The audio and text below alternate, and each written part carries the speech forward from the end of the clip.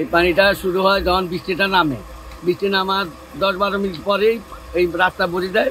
এরপর রাস্তা পানিগুলো মার্কেটে ঢুকে যায়। ঢুকার পরে আর মার্কেটের দোকানদারি বন্ধ হয়ে যায়। এটা আজকে 4-5 বছর ধরে বেশি হইতেছে। আগে তো কম ছিল, এখন বেশি হইতেছে। এই পানি সরে না, চড়তে চড়তে দিন পার হয়ে যায়। কাইলা 7টার সময় ঢুকছে পানি, এখনো পানি আছে। এখন 2টা বাজে, এখনো পানি যায়নি। পানি আছে, এই কারণে আঙ্গ বেচা কিনা নাই। কাস্টমার আইসা চলে যাচ্ছে, বাইরে দিয়ে ঘুরে চলে যাইতেছে।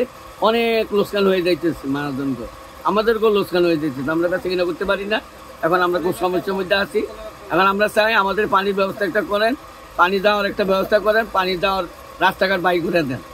কারো কাছে কি জানিয়েছিলেন আপনাদের এই সমস্যার কথা? সমস্যার কথা আগের মেয়র সাহেব, তাপস সাহেবের লোকেরা আইছে, এরাও দেখছে, ওনাদেরকে জানাইছি, ওনারা শুনে চলে যায়, কোনো পদক্ষেপ নেয় না। এই জন্য মার্কেটের অবস্থা খুব খারাপ দেখতেছে।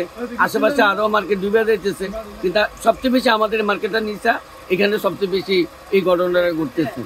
কোনো কুল কিনার পাইতেছে না, কেউ কোনো কিছু বলতেছে না, খালি দেখতেছে আর দেখে দেখে চলে যেতেছে। এই পানি সরতে সরতে দিন পার হয়ে যায়, এখনো 2-3 ঘন্টা লাগবে পানি সরতে।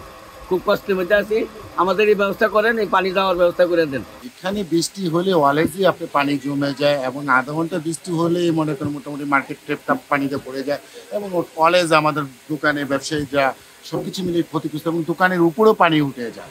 এইটা নিয়ে অনেকবার তদবির করা হচ্ছিল, অনেক জায়গায় যাওয়া হচ্ছিলো, বাট কেউ এটা আজ পর্যন্ত করেনি। আর আমাদের মোটামুটি এখানে ধানমন্ডি হকার্স মার্কেটে কিছু হলেই অবস্থা সিরিয়াস হয়ে যাচ্ছে আমাদের। এখন যে একটা পূজার যে বাজার, যে আমাদের এখন একটা সিজন, এই সিজনে যে গ্যাসের সপ্তাহ থেকে এই সপ্তাহ 2-3 দিন ছিল, আমাদের সপ্তাহে 2-3 দিন এইভাবেই পরিস্থিতি চলে যাচ্ছে। তা আমরা অনেক ক্ষতিগ্রস্ত হচ্ছি। এই যে পানি জমে আছে, কাস্টমার নাই, দোকান খুলে বসে আছেন, হ্যাঁ, কি করার আছে? কিছু করার নেই। তারপরে পানি উঠে গেছে, দোকান খুলছি, যে আমাদের তো পণ্যগুলো, আমাদের ব্যবসায় মালগুলো তো বাঁচাইতে হবে। যখনই পানি আসে উড়ে আমাদের দোকানের উপরেও উঠে যাচ্ছে। কালকে যেন আমার অনেকগুলো মাল নষ্ট হয়েছে, আমাদের অনেকগুলো মাল নষ্ট হচ্ছে, আমার না বলে সবাই হয়েছে।